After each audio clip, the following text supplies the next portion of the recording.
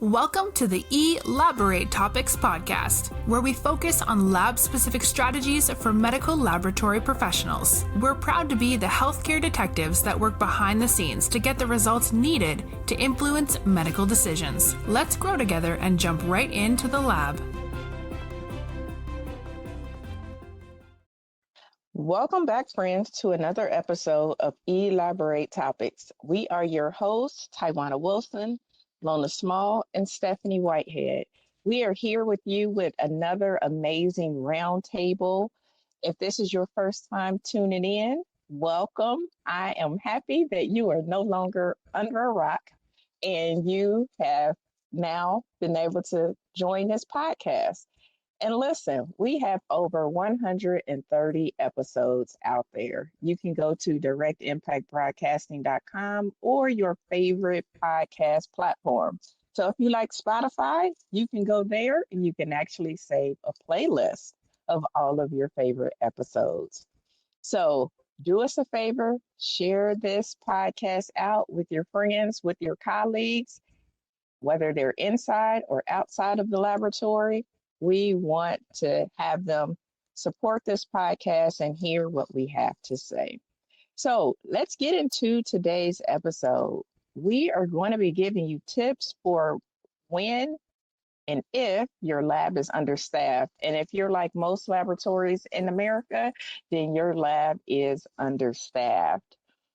So before we get into those tips, we need to cover and talk about the workforce shortage and its impact on the laboratory. And I'm just going to give a high level because I know that you have been hearing about the workforce shortage and hearing about how we got here today. But interestingly enough, I was recently on a webinar from ASCLS, and they were talking about, they specifically being Jim Flanagan, the executive vice president of ASCLS, was talking about this coalition it formed and talking about the workforce shortage. So in 2000 and 2001, there were presidents from various lab organizations, ASCP, ASCLS, ASM, and various other ones. They got together and expressed their concerns about the workforce shortage. So think about this. This was in 2000 and in 2001. Here we are in 2023.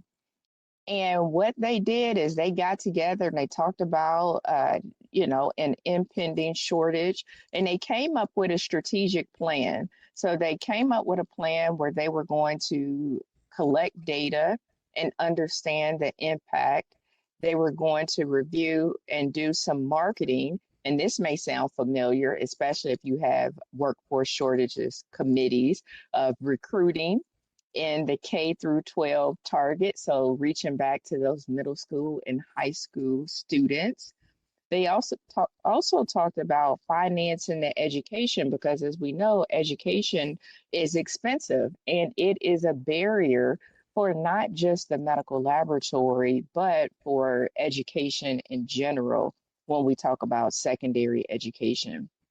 And then they also talked about the profession as it is in a transition.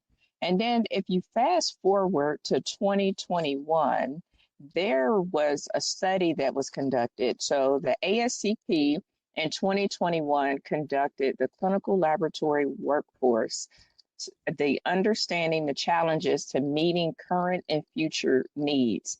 And out of this, they also had the blueprint for action. And it talked about the understanding the shortage, understanding the impact of the laboratory. And it had three primary aims, with the aims of visibility of the clinical lab occupations, recruitment and retention, and then increasing diversity and inclusion of the workforce. But let's just think about that for a minute. So in 2000 and 2001, those presidents met. They talked about the shortage. They talked about going to those high schools, going to those middle schools. Then in 2021, with the blueprint for action and the workforce study that ASCP did, here we are talking about the same things. recruitment and retention, the workforce, going back to high schools, visibility of the profession. And so it's interesting that we've been talking about the shortage since 2000s and probably before, and we're still at the exact point that we were 20 years ago when we started this discussion. And so there are some things that are contributing to our shortage. So the pandemic and increased retirement. I think that pandemic accelerated people actually uh, looking to do other things with their life. And, those people that have been in the laboratory for 30 and 40 years, other things have become more important to them at this point. So they are starting to retire. There is a statistic out there that as I was researching and getting ready for today, that greater than 30% of managers are expecting to retire in the next 5 years. So if you think about those people that have been in the field for quite some time, holding those manager spots, are getting ready to retire in the next 3 to 5 years. And most of them probably do not have a succession plan. So that means they've been in those roles forever, been in those roles for at least 15, 20, 25 years. And here we are with no replacement. So the increased retirement is going to have an impact. It's already had an impact on our workforce. When we think about the number of CLS programs, those number of actual programs are declining. And interestingly enough, one of our friends of this show, Dr. Rodney Rohde, who is the program director for Texas State, he noted in several of his presentations that every year they get 35 to 50 applicants for their program, but they're only able to take 20 students. And that's because there's a limitation with clinical rotations.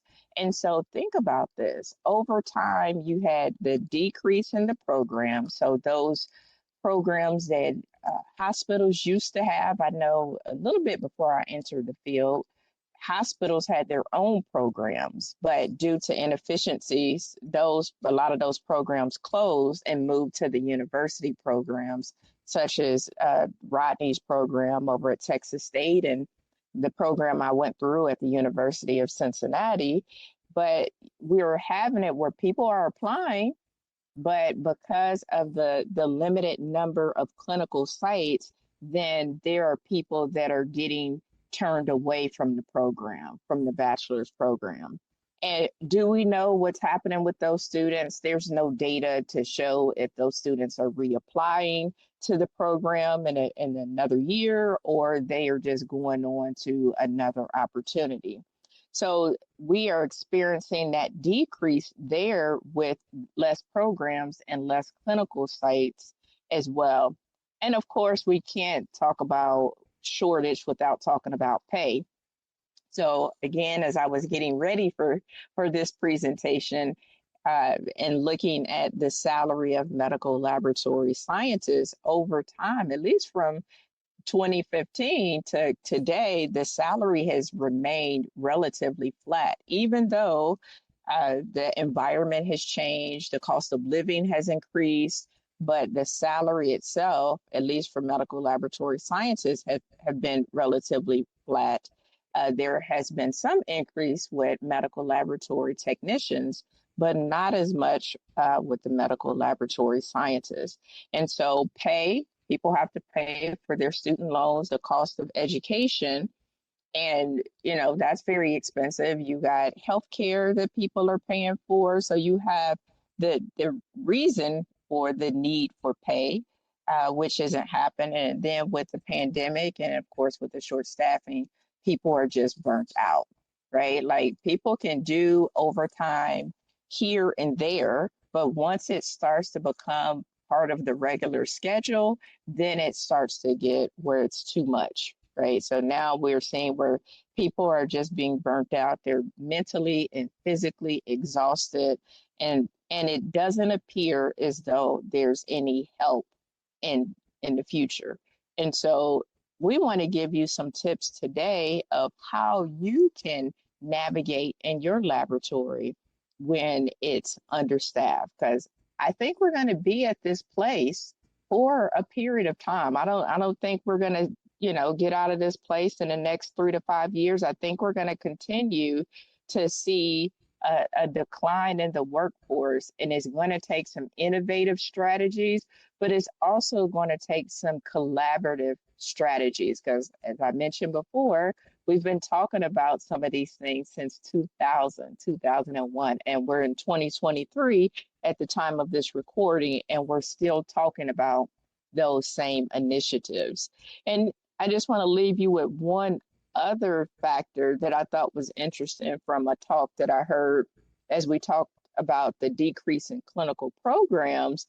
There's also an overall decline in students pursuing secondary education, whether that's a 2 year degree or 4 year degree. And I probably would contribute some of that to cost, some of that to people thinking of other career opportunities that maybe didn't or don't require a traditional 4 year or 2 year education. Maybe people are looking at the trades, but we're also starting to see where, yes, you're getting, less people going through the program, but you're also seeing a decrease in people looking for traditional education. So, ladies, what do you all think about that? I think that's very interesting. I've been in my current role for almost 10 years, and it's a pretty large laboratory and comparable to the size of the city. If we're fully staffed, we have well over 300 employees. And I think in the 10 years that I've been here, or nearly 10 years, we've never been fully staffed. It goes in waves of types of staffing that we're struggling with, whether it be technologist and then sometimes it's phlebotomist.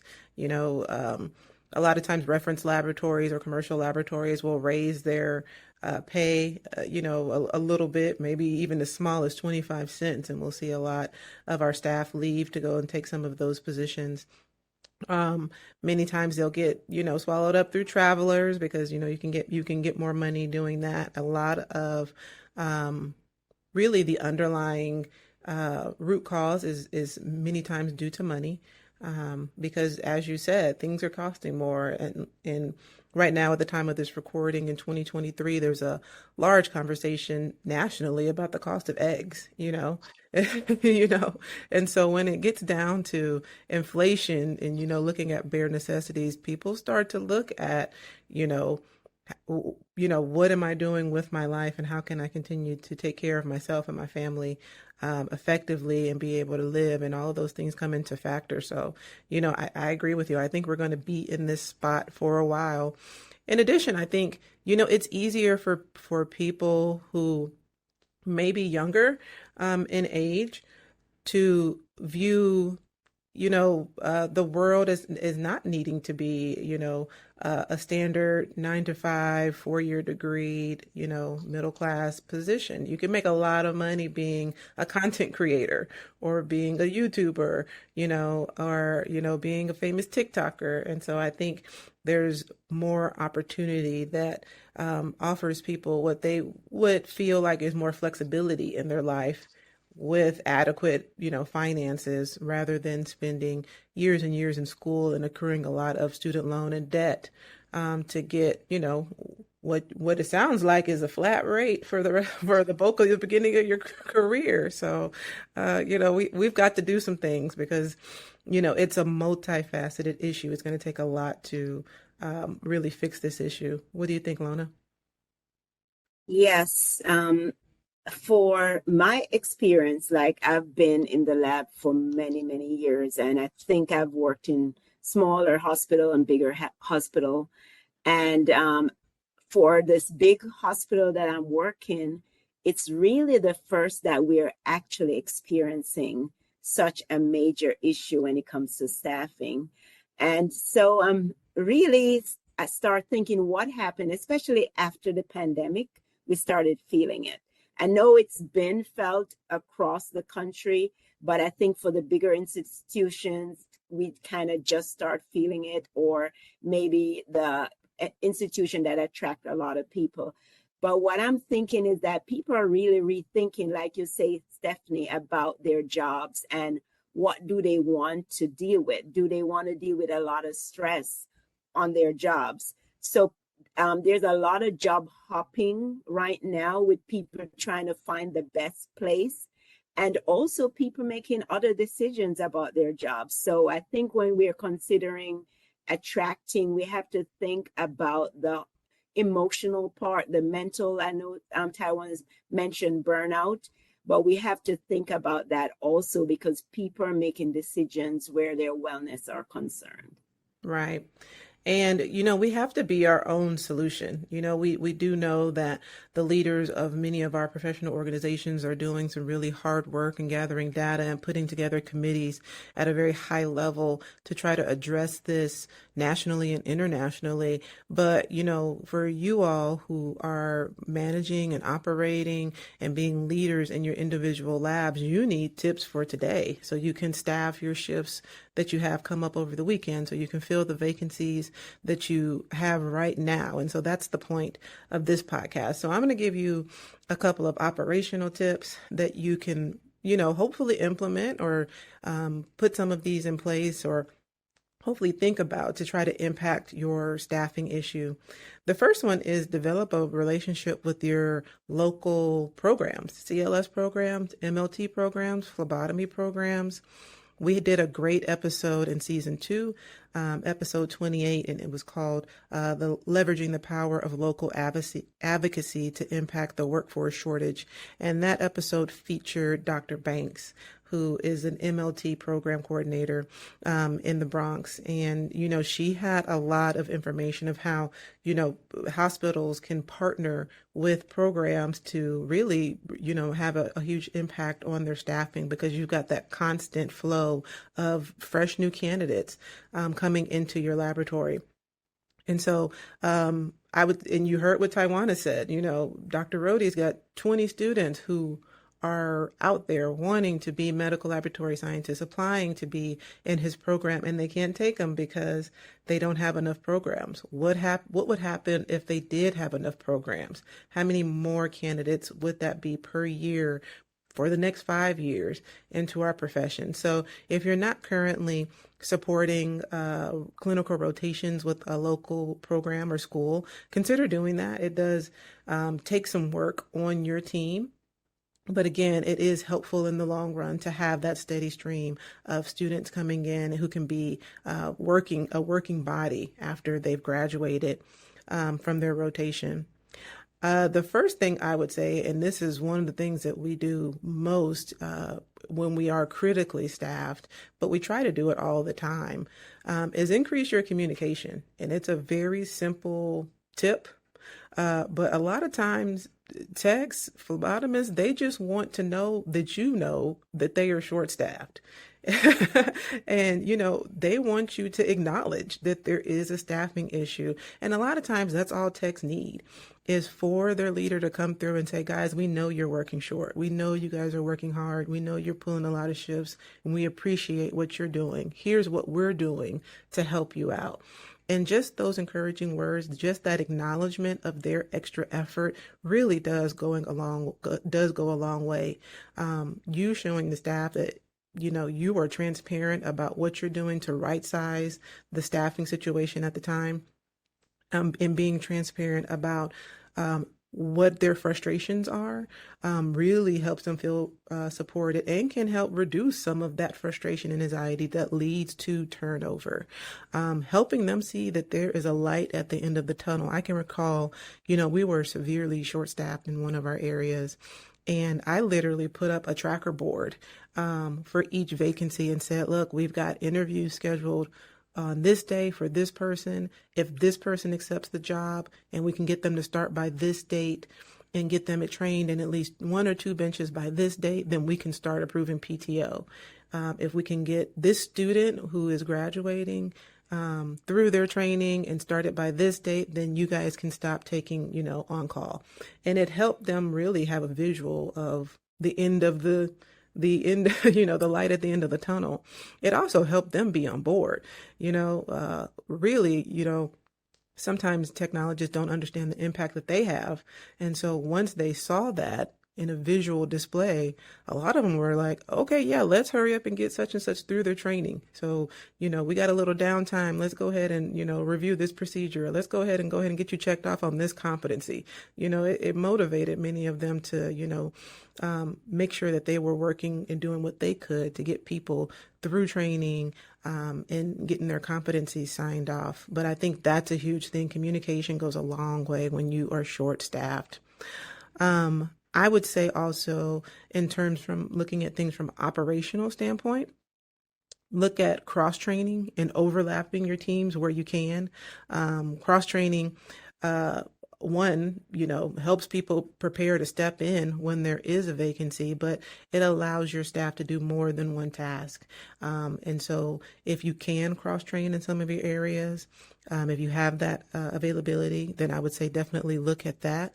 If you've got the ability to automate some tasks that are manual, if you've got a lot of manual reports, or if you're not, auto verifying right now and your equipment has the ability to do so, you might look at doing some of those things, just taking some of the workload off of the team that is still left and doing, all of that work. Look at the body of work that they're doing and how can I alleviate some of that and help reduce some of that workload on there. And I'm going to throw out another previous episode that we recorded, and it's also from season 2, episode 4, and it was called Lean on Me, featuring Sarah Cook. And she gave a lot of great tips for lean process management and how to eliminate waste.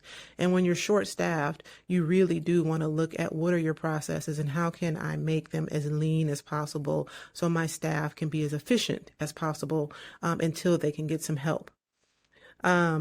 Couple more, I would say rethink, the projects you have and try to prioritize, what's on your plate to do.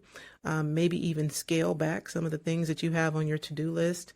That way, like I said, the working shifts can focus on, what is important. And you might even put that up. Sometimes visuals help people, and you being transparent and effectively communicating also helps. So creating a plan, prioritizing the task, and then determining these are the things that we really have to do.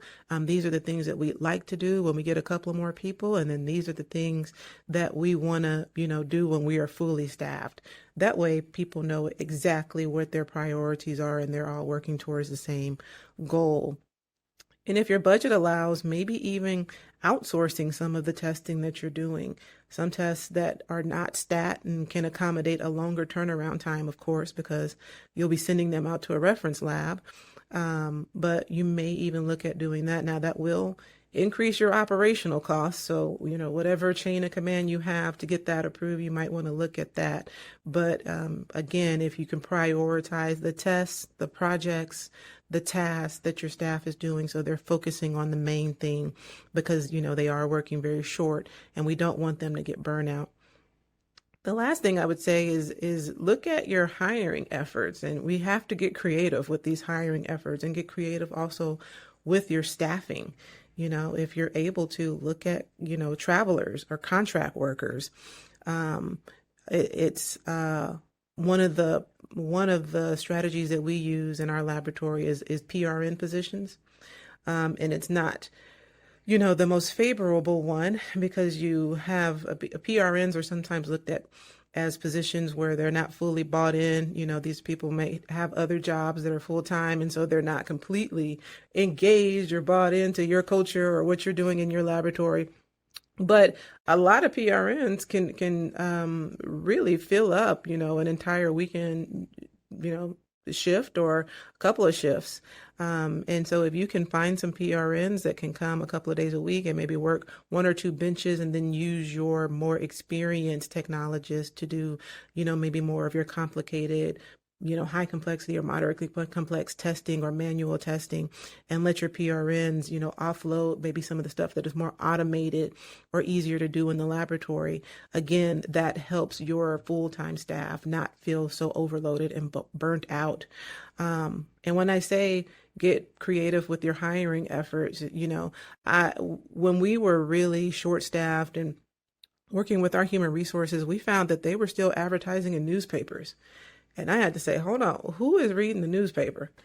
Who is really looking for a job in the newspaper? We had to revamp that, and we had to start looking at posting on LinkedIn. And, a lot of CLS and technologist programs have Facebook pages. Let's post to their Facebook page where we have our openings at. Let's use social media. Let's go to where people are actually looking for a job. And so, really look at where are you posting your stuff? How are you getting your candidates? Are you going to job fairs? Are you not only reaching out to CLS programs, but reaching out, I think it was mentioned in the conference that Taiwana talked about in her piece, reaching out to those chemistry majors and biology majors, because there are pathways to being a laboratory technologist, some pathways for people with a chemistry or biology background. And, like I said, we have to get creative because this isn't going away anytime soon. So somebody's going to be graduating soon with a chemistry background and they don't have a job lined up and they don't know what career field they're going into. Let's scoop them up and, let's help them get on a track to a specialized certification through work in your laboratory.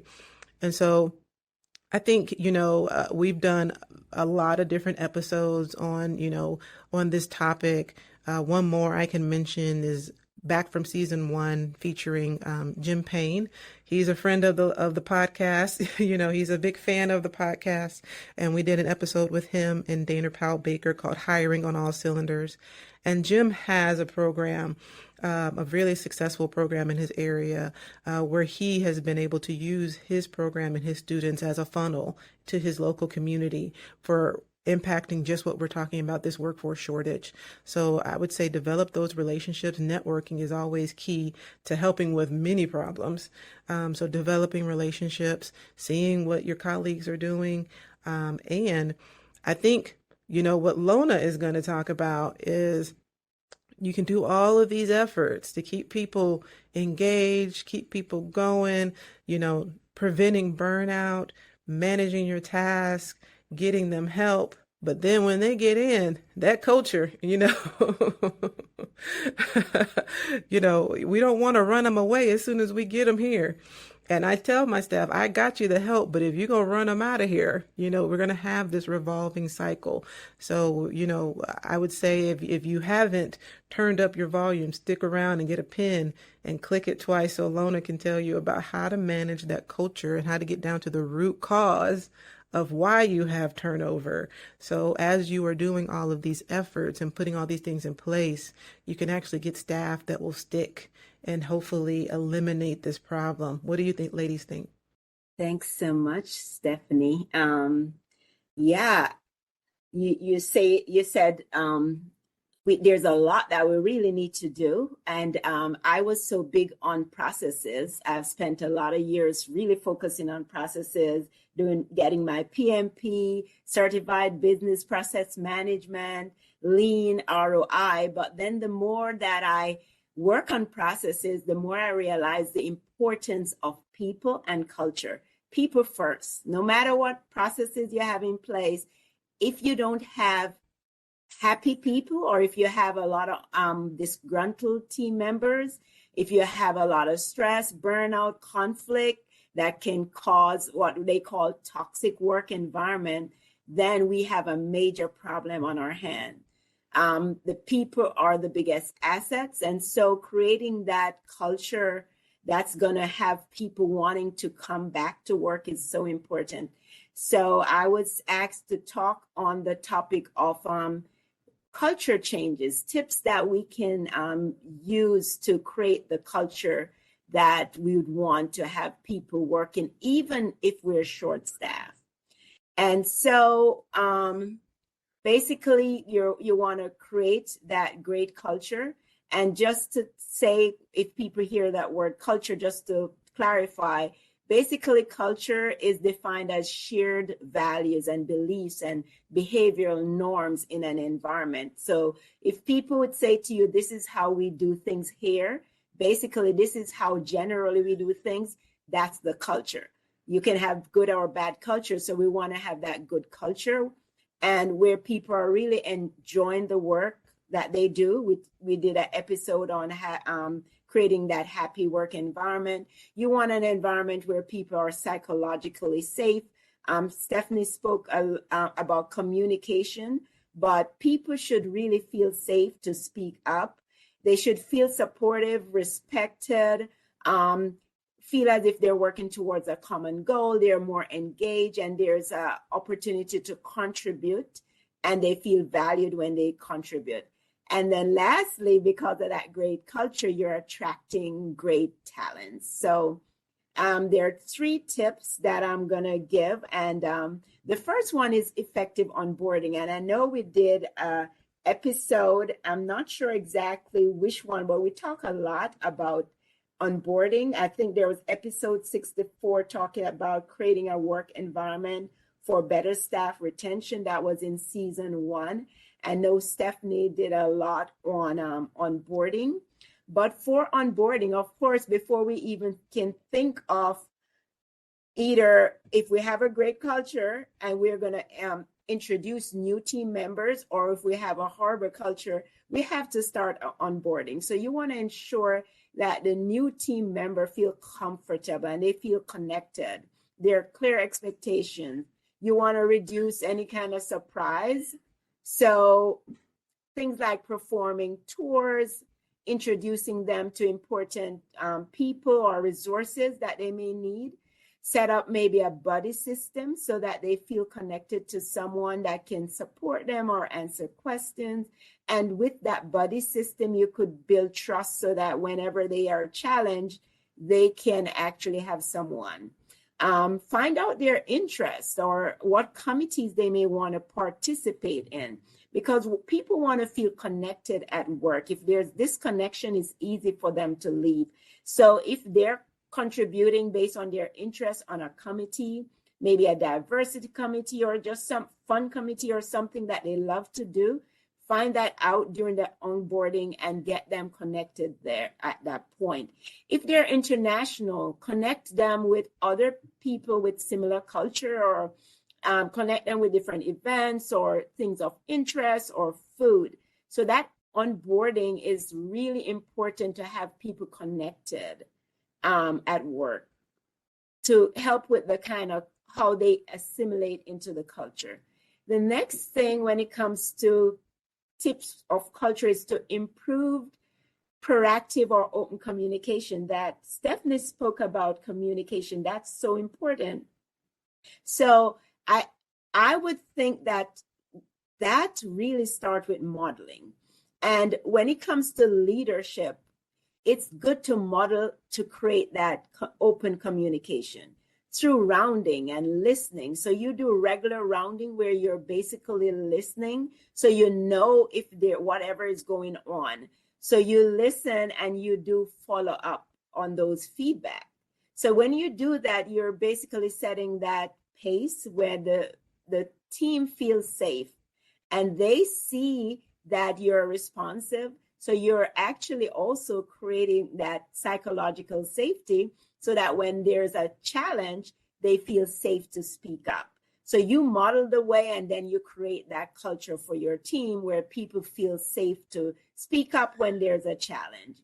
And this is for leaders, but if for team members who are listening, don't assume that leadership know what's going on all the time. Things that may be like you think that everybody knows, you're talking about it, is obvious. Why aren't they doing something about it? But nobody went to leadership about it. So speak up if there's something going on that may be ruining your team. It's so important to speak up. So having those proactive, open communication is another way to improve the culture of your team. Then the third thing is improving toxic environment. And that's another thing that I hear a lot, especially recently when we're short staffed, there's a lot of burnout. Actually had someone reach out to me and actually was a team member who decided that she was going to take it up on as a project to interview the team because there was just so much going on. They were having high turnover. And she said, can you come in to help us with toxic work environment? So I know that's used a lot. So I'm like, I decided I'm going to look up what people regard as toxic work environment. What I see is that people feel psychologically unsafe. They feel uncomfortable to speak up. There's a lot of negativity.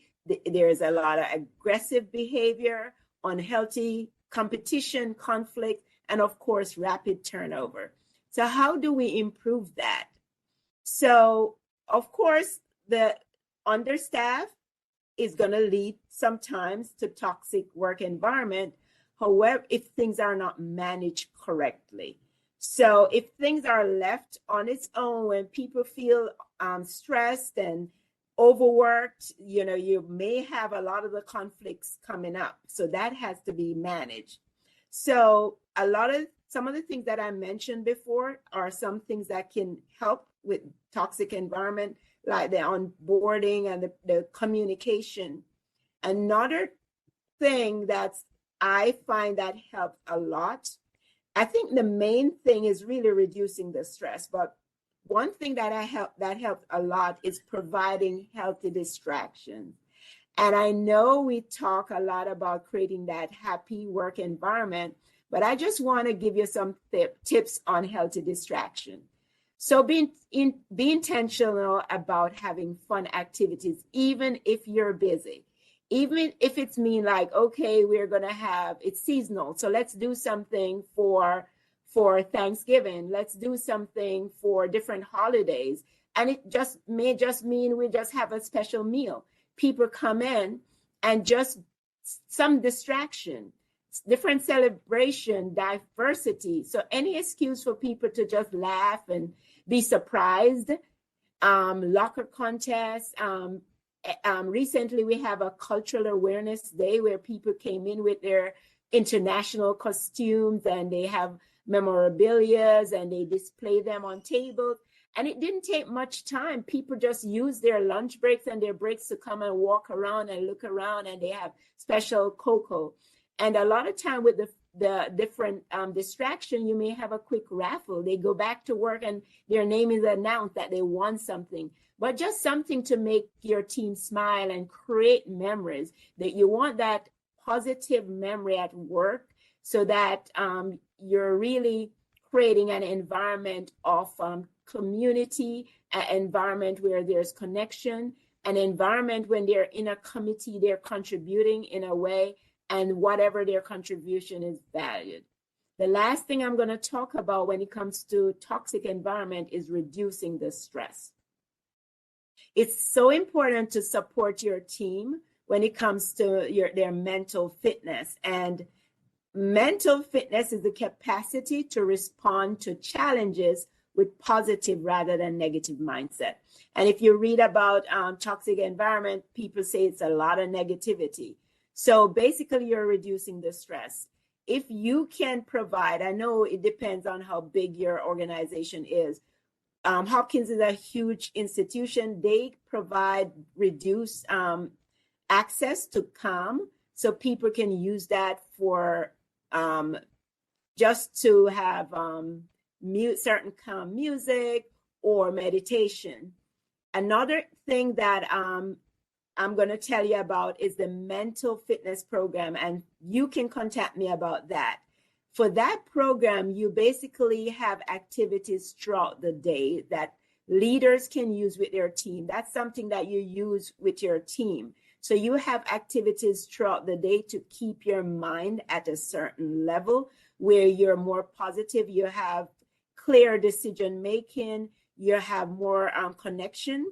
So it actually help with peak performance, peace of mind and wellness, healthy relationship.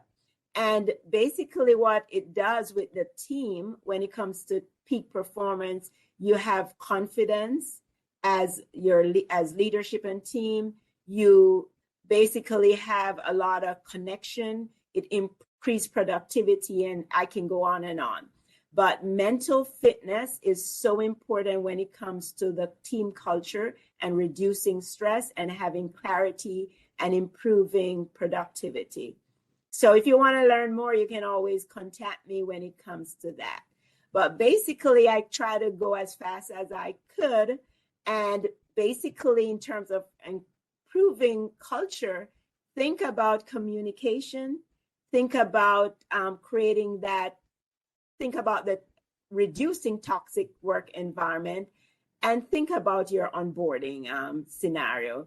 Ladies, is there anything that you'd want to either comment on or add? Yeah, I've said this in a couple of different podcasts that you couldn't pay me to work, in a toxic work environment, even if you said, okay, you're going to get $5 million a year, to do X, Y, and Z. And so a lot of times it's a common phrase, but people don't leave their job, they leave their boss or their coworkers or their environment. And so again, I think Lona gave out some really good tips, but the moral is you have to also, while you're doing the work, to figure out how to keep the compliance going, how to keep the QC reviewed, and how to keep the temperature logs, accurate. You also have to do work to understand what is the root cause of, my turnover, and how do I fix that so I can fix this bleeding, how I can stop this bleeding. Of people coming in and leaving, because that's taxing on your team too, to continuously train and continuously have to be onboarding or orienting people just to watch them walk out of the door. And then, that contributes to burnout also. And so you've got to do that work. And, a lot of the tactics that, were used previously earlier in our careers, or I guess I could use the phrase back in the day, won't work now. You have to understand, where am I standing in terms of diversity and inclusion and equality? Where do I stand in terms of providing a supportive environment that supports employee wellness? Where do I stand with, trauma-informed care and supervision? And those are all things you have to think about in terms of managing with emotional intelligence, because that's what our workforce requires today. So. Yeah, I think you all mentioned some really, really good tips. Yours in the operation piece, Stephanie, and then Lona, and yours in the culture piece. And it reminded me, as we were talking about communication and the importance of that, especially when your team is short-staffed, is to be careful of the words you use. There are some words that you can use, believe it or not, could aid a toxic work environment. I know for me, I'm in a lot of meetings, and it seems like every other meeting, whoever is running the meeting starts it off with, "I know you all are so busy. I know you all are so busy. I know you all are so busy." And if you hear something so much, you start to believe it, right? So you're like, "I'm so busy." And then you look around and you're like, "There's no people working. There's nobody here." Right. And so that accelerate things. And so, that was one of the things I used to hear that when I was very active in my community and work and sorority and all of that. And I would hear, "You're doing so much. I know you don't have a lot of time because you're doing so much and you're so busy." I heard it so much, I really started to believe that to be true, when you have time for whatever you want. But if you think about that with your staff, and if you're using that, like, "I know you all are so busy. I know you all are so busy." It's so busy. And they look around and they're like, "Well, and we so short staff, but we don't see any improvement." It can help aid a toxic work environment. So I just wanted to throw that in, because sometimes our words are not sometimes, our words are powerful. And some of those little things that you might not think is a big deal could be a big deal, especially if somebody's working 50 and 60 hours and they hear they're so busy, but yet the resources are so slim. So as you managers out there, or especially you new managers out there, be careful of the words that you choose, and that the how you're setting the atmosphere, because something as innocent as that could be aiding to a toxic work environment or a stressful work environment, because then your team, your leads are like, "I'm so busy, I don't have time to get the things done that I need to get done." So that was what I thought about as well. One of the tips that, I learned from a mentor early in my career was, start things out with what's working well. So when you have a meeting or you have a one-on-one, you ask, okay, so what's working well? What are some of the things that we're doing good? Because it's so easy to start just spouting off. I can name 100 things that are not working well. But if you ask me at the top of our meeting, the very first question is, what's working well? I have to change my mindset to think, okay, what is actually working well? And it changes the atmosphere and the tone and the direction of the rest of the conversation and the rest of the meeting, because then you've kind of moved everybody into a more positive and productive mindset. And so that might be something to also think about. It came in my head when Tawana was talking about the choosing your words. Yeah, I like what you ladies said about mindset. Emotional intelligence is so important for leadership. Creating that mindset is so important. And so thank you all for those great tips.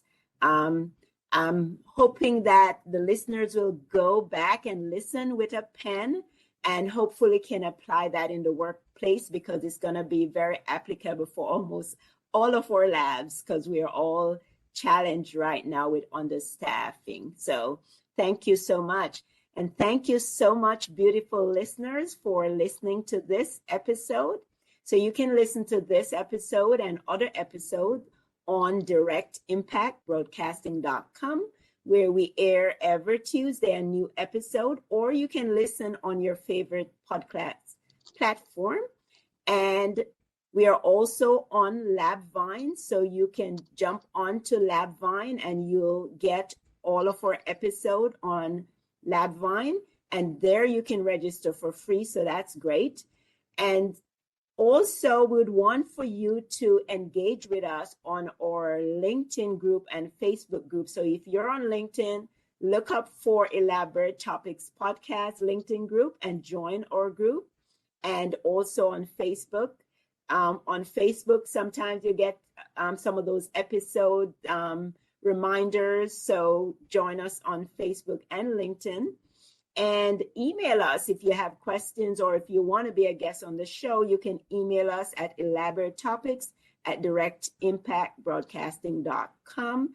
And you can also submit a request to be a guest on the show by going into directimpactbroadcasting.com. So thank you so much, guests, for listening to our show, and have a great one.